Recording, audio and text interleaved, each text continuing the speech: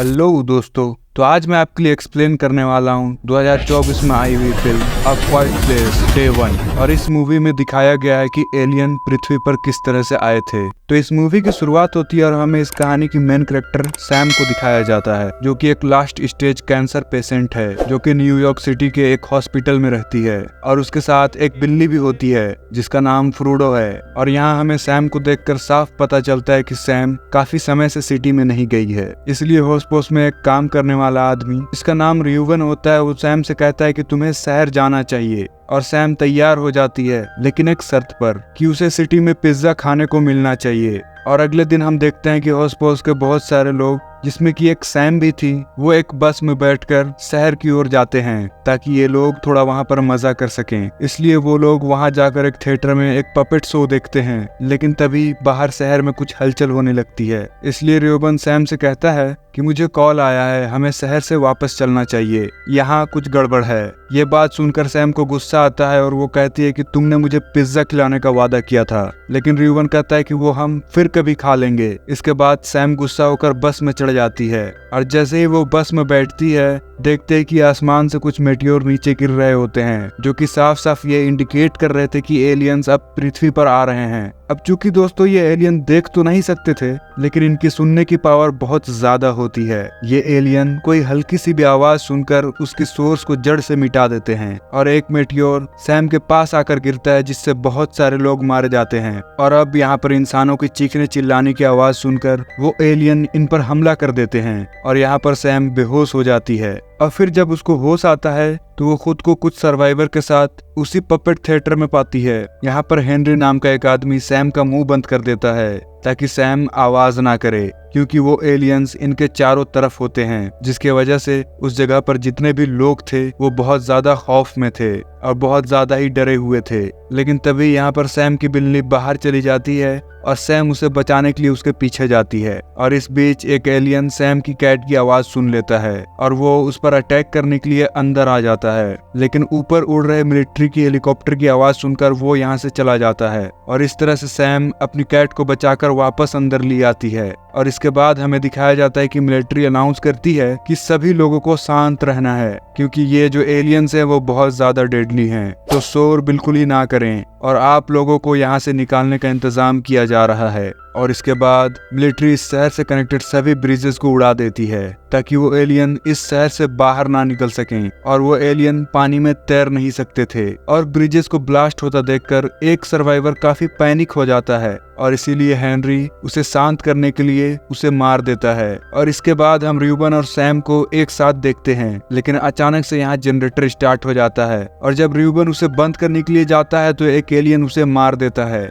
जिसके बाद सैम बहुत ज्यादा दुखी हो जाती है। वो इतना दुखी हो जाती है कि वो अपने कैट के साथ उस जगह से बाहर निकल आती है। और शहर के अंदर घूमते हुए सैम दो बच्चों को एक फाउंटेन के नीचे छुपते हुए देखती है, क्योंकि ये एलियन नेचर और पानी के साउंड को इग्नोर करते थे। यानी कि अगर पानी की आवाज ज्यादा है तो आप उससे कम आवाज करके बात कर सकते हैं ताकि आपकी आवाज उन एलियंस तक ना जाए। और सैम उन बच्चों से बात ही कर रही होती है कि तभी मिलिट्री हेलीकॉप्टर से अनाउंस किया जाता है कि सभी सर्वाइवर्स को निकालने के लिए बोट तैयार की जा रही है सिटी के साउथ के साइड में। और ये अनाउंसमेंट सुनकर सभी सर्वाइवर सिटी के साउथ की तरफ जाने लगते हैं ताकि वो बोट तक पहुंच सकें। लेकिन इतने सारे लोग जब एक साथ चलेंगे तो आवाज तो प्रोड्यूस होगी, और इसीलिए एलियंस अब इन सभी लोगों पर अटैक करना शुरू कर देते हैं। और इस वजह से यहाँ पर लोगों में भागदड़ मच जाती है। और अब यहाँ पर सैम सरवाइव तो कर लेती है, लेकिन इसी बीच उसकी कैट उससे बिछड़ जाती है। उसकी बिल्ली फ्रूडो यहाँ पर एरिक नाम के एक लड़के से मिलती है,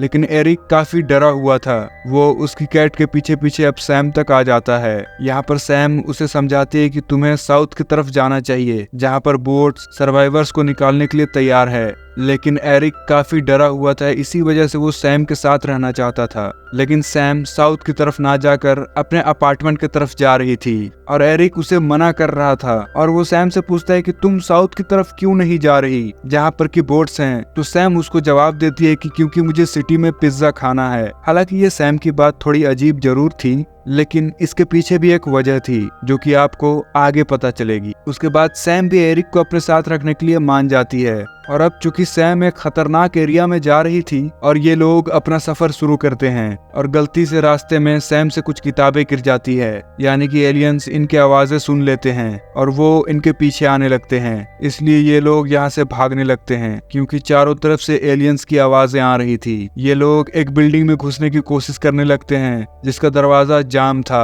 यहाँ कोशिश करने के बाद एरिक उस दरवाजे को खोल देता है, लेकिन उससे हुई आवाज के चलते अब यहाँ पर बहुत सारे एलियन के पीछे आने लगते हैं। इस छोटी सी आवाज के चलते काफी ज्यादा एलियंस इन पर हमला कर देते हैं और इसीलिए ये लोग उनसे छुटकारा पाने के लिए पहले बिल्डिंग के चारों चक्कर लगाते हैं ताकि उनका ध्यान बटा सकें। और फिर एरिक भागते हुए इधर उधर की कार की शीशा तोड़ता रहता है और यहाँ पर इनका ये प्लान काम भी कर रहा होता है और वो लोग एलियन से बचते हुए एक सबवे स्टेशन के अंदर पहुंच जाते हैं। लेकिन अंदर जाने पर भी उनके पीछे एक एलियन पड़ जाता है जो कि उनके पीछे ही था, जो कि आवाज आने का इंतजार कर रहा था। लेकिन यहाँ रेलवे ट्रैक पर पानी भरा हुआ था, इसीलिए ये लोग यहाँ से निकलने के लिए पानी से होकर आगे बढ़ने लगते हैं। लेकिन यहाँ पर भी एक एलियन होता है और ये लोग जितना भी टनल से आगे जाते जा रहे थे तो पानी का लेवल भी बढ़ रहा था। और यहाँ तक आप पहुँच गए हैं तो वीडियो भी आपको अच्छा लग रहा है तो प्लीज चैनल को सब्सक्राइब कर लें। और अब आते हैं स्टोरी पर और फिर ये लोग डिस्कस करते हैं कि क्या हमें आगे जाना चाहिए और क्या होगा अगर आगे निकलने का रास्ता ही ना हो। लेकिन सैम उसे यकीन दिलाती है कि अब हम वापस भी तो नहीं जा सकते और इसीलिए वो लोग आगे ही बढ़ेंगे। और वो एलियन ने इनकी बातें सुन ली थी, वो अटैक करने के लिए तेजी से इनकी तरफ बढ़ने लगता है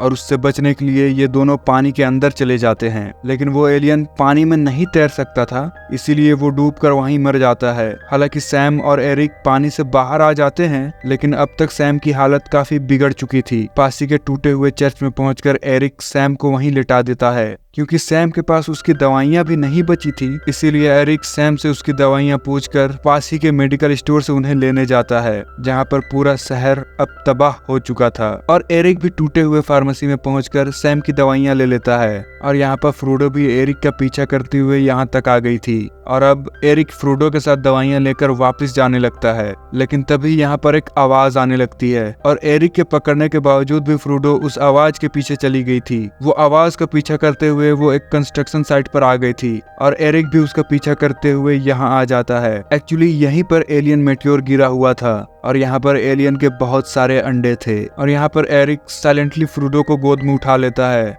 और वो वापस चर्च में आकर सैम को उसकी दवाइयां दे देता है। और अब दवाइयां देने के बाद जब सैम की हालत थोड़ी ठीक होती है तब वो एरिक को अपने बारे में बताती है कि जब से मुझे कैंसर हुआ तब से मेरी जिंदगी का कोई मकसद ही नहीं। मैंने किताबें भी लिखना छोड़ दी जो कि मुझे बहुत पसंद था और मैं अपनी मौत का इंतजार करने लगी। तो आखिरी बार मुझे अपने बचपन वाले रेस्टोरेंट का पिज्जा खाने जाना है जहाँ पर बचपन में उसके फादर उसे लेकर जाया करते थे। और ये रात बिताने के बाद अगली सुबह ये लोग फ्रूडो के साथ उस रेस्टोरेंट की तरफ जाने लगते हैं। लेकिन वो रेस्टोरेंट भी उस एलियन अटैक की वजह से तबाह बर्बाद हो चुका था। ये देखकर सैम रोने लगती है कि उसकी आखिरी ख्वाहिश भी अधूरी रह गई। लेकिन एरिक उसे वेट करने का कहकर उसी जले हुए रेस्टोरेंट में जाकर एक पिज्जा तैयार करता है जो कि लाकर वो सैम को देता है और ये तीनों उसे खाने लगते हैं। और यहाँ पर सैम को रियलाइज होता है कि वो एरिक और फ्रूडो को अपने साथ मरने नहीं देगी, इसीलिए वो छत पर जाकर देखती है कि पास ही की नदी में एक आखिरी बची हुई बोट आखिरी सर्वाइवर्स को लेकर जा रही थी, जिसके बाद आर्मी इस शहर पर बॉम्ब गिराकर इसे तबाह कर देगी ताकि ये एलियंस यहीं पर खत्म हो जाएं। हालांकि नदी के किनारे बहुत सारे एलियंस भी खड़े हुए थे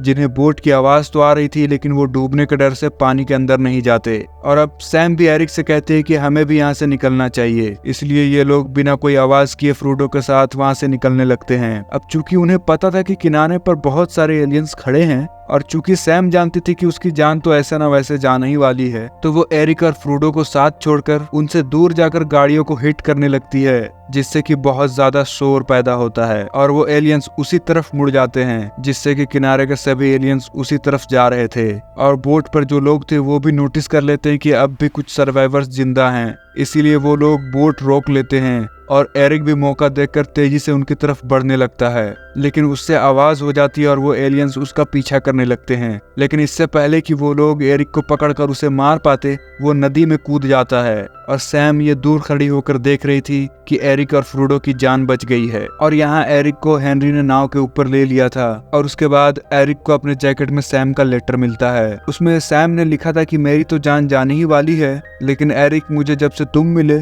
तुमने मुझे एक आखिरी उम्मीद दी, मुझे जीना सिखाया, मुझे मेरी लाइफ का मकसद मिला कि मैं मरने से पहले तुम्हारी और फ्रोडो की जान बचा लूं। और मैंने दिल की सुनी और मैंने ऐसा ही किया और अब मेरी जिंदगी का कोई मकसद नहीं। और उसके बाद सैम अपनी फैमिली की फोटो देखती हुई और म्यूजिक सुनती हुई रोड पर चल रही होती है और उसके बाद वो यहाँ पर अपनी हेडफोन निकालकर जोर से म्यूजिक बजाने लगती है और एक एलियन उसके पीछे आकर गिरता है। यह फिल्म यहीं पर खत्म होती है। तो दोस्तों, आपको ये वीडियो अच्छी लगी तो लाइक करके जरूर बताएं।